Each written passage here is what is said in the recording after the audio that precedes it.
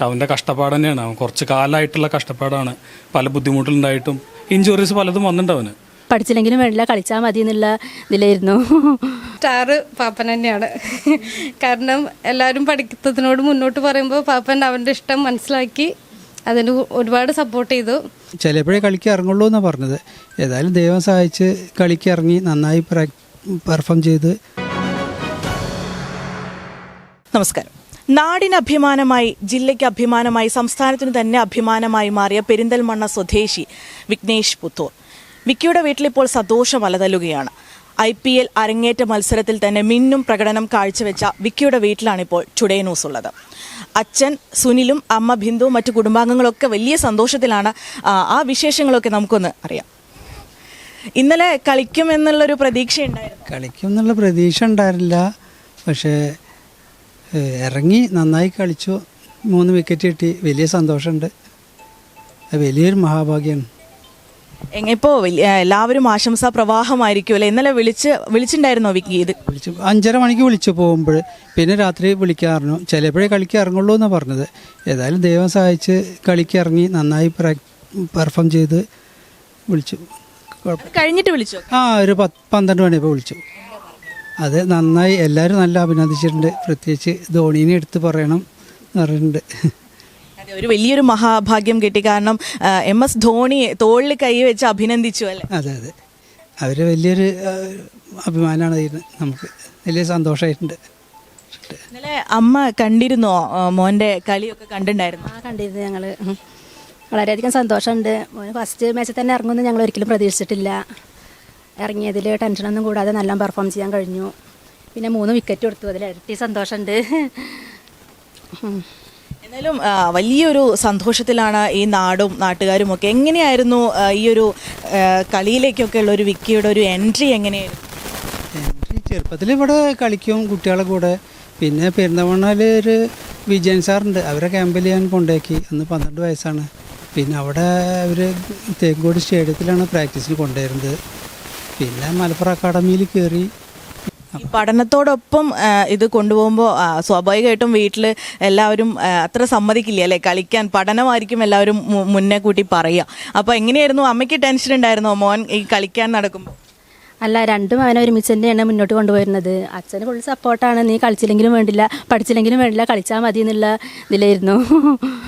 പക്ഷേ എന്നാലും മോന് രണ്ടും ഒരേപോലെ കൊണ്ടുപോയി. പഠിത്തത്തിലായാലും ഡിഗ്രിയിലൊക്കെ നല്ല അത്യാവശ്യം മാർക്കോട് കൂടി പാസ്സായി. അപ്പോൾ ആ ഒരു സന്തോഷം തെറ്റിയില്ല അല്ലേ? നമ്മളുടെ ഒരു പ്രതീക്ഷയ്ക്ക് ഒരിക്കലും ഭംഗം വരുത്തിയില്ല. ഒരു ഇരട്ടി മധുരം പോലെ. എന്ത് പറയുന്നു? നിങ്ങളൊക്കെ സഹോദരങ്ങളായിരിക്കും അല്ലേ, കസിൻസ് ഒക്കെ? എങ്ങനെ? എല്ലാവരും നല്ല ഹാപ്പിയാണ്. നമ്മൾ സത്യം പറഞ്ഞാൽ തീരെ പ്രതീക്ഷിച്ചിട്ടില്ല കളിക്കുന്നുള്ളതും. നമ്മൾ ഫസ്റ്റ് പവലിയനിൽ രോഹിത് ശർമ്മയുടെ ഫ്രണ്ടിൽ ഇരിക്കുന്ന ഒരു കാണുന്ന ബാറ്റിങ്ങിൻ്റെ സമയത്ത് കണ്ടപ്പോൾ അപ്പോൾ തന്നെ ഞങ്ങൾക്ക് ഭയങ്കര സന്തോഷമായിരുന്നു. പിന്നെ അതിന് പുറമെ ഇപ്പോൾ വളരെ അപ്രതീക്ഷിതമായിട്ട് ബൗളിങ്ങിന് ഇറക്കിയതും ഫീൽഡിങ്ങിന് ഇറക്കിയപ്പോഴും സന്തോഷമായി. അതിനേക്കാൾ സന്തോഷം വന്ന് ബൗളിങ് ഇറക്കുക, പിന്നെ വിക്കറ്റും കൂടി എടുത്തപ്പോൾ പിന്നെ ഞങ്ങളിപ്പോഴും ഭയങ്കര എക്സൈറ്റ്മെൻറ്റിലാണ്.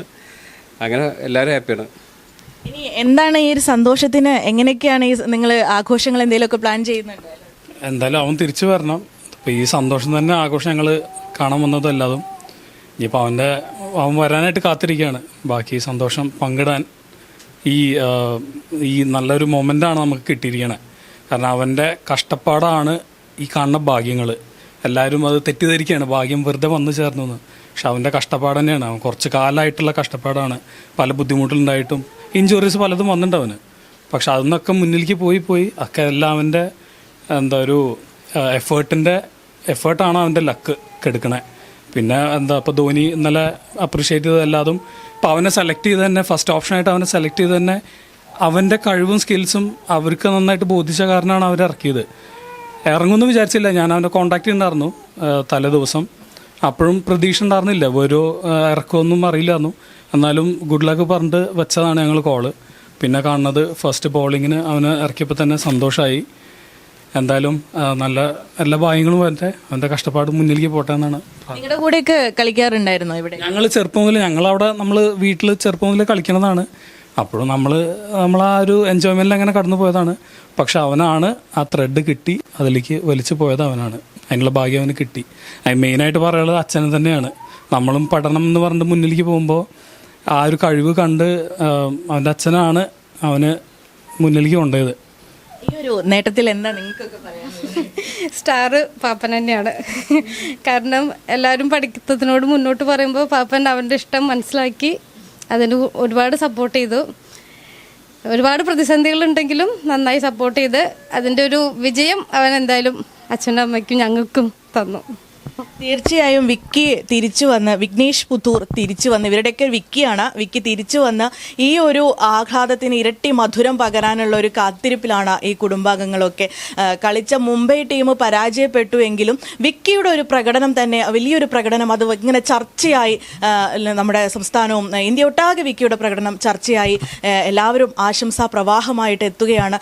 ഒരു പ്രതീക്ഷ ഇവിടെ ഇങ്ങനെ വരികയാണ്, ഒരു പ്രതീക്ഷ ഇവിടെ നാമ്പിടുകയാണ്. വാനോളം ആ പ്രതീക്ഷ വിഘ്നേഷ് പുത്തൂർ എന്ന പേരിൽ ആ പ്രതീക്ഷ അങ്ങനെ വാനോളം പടർന്നു പന്തലിക്കട്ടെ എന്നാണ് ടുഡേ ന്യൂസും ഈ ഒരു ഒപ്പം ചേർന്ന് ആശംസിക്കുന്നത്. പണിക്കൂലിയില്ലാതെ സ്വർണ്ണാഭരണങ്ങൾ സ്വന്തമാക്കുവാൻ സ്കൈ ഗോൾഡൻ ഡയമണ്ട്സ് അവതരിപ്പിക്കുന്നു സ്കൈ സുരക്ഷ ഗോൾഡ് പർച്ചേസ് സ്കീം. മാസത്തവണ 500 രൂപയിൽ തുടങ്ങാവുന്ന ലളിതമായ സ്കീമുകൾ. 12 മാസ കാലാവധി. കാലാവധിക്ക് ശേഷം പണിക്കൂലിയില്ലാതെ ആഭരണങ്ങൾ പർച്ചേസ് ചെയ്യാം. കൂടാതെ സ്വർണ്ണവില വർധനവിൽ നിന്നും പരിരക്ഷ നേടാൻ സ്കൈ ഗോൾഡ് ഒരുക്കുന്നു സ്കൈ സുരക്ഷാ സ്കീം. 12 മാസ കാലാവധി. കൃത്യമായി പണമടയ്ക്കുന്നവർക്ക് കാലാവധിക്ക് ശേഷം 7% ബോണസോടുകൂടി സ്വർണ്ണാഭരണങ്ങൾ പർച്ചേസ് ചെയ്യാം. നിങ്ങൾ അടയ്ക്കുന്ന തുകയുടെ മൂല്യത്തിനനുസരിച്ച് സ്വർണം നിങ്ങളുടെ അക്കൗണ്ടിൽ നിക്ഷേപിക്കുന്നു. ഈ സ്കീമുകളിൽ അംഗമാകാൻ ഇന്ന് തന്നെ കോൺടാക്ട് ചെയ്യൂ. Sky gold, elegance of beauty, Perinthalmanna, Nilambur, Ponnani.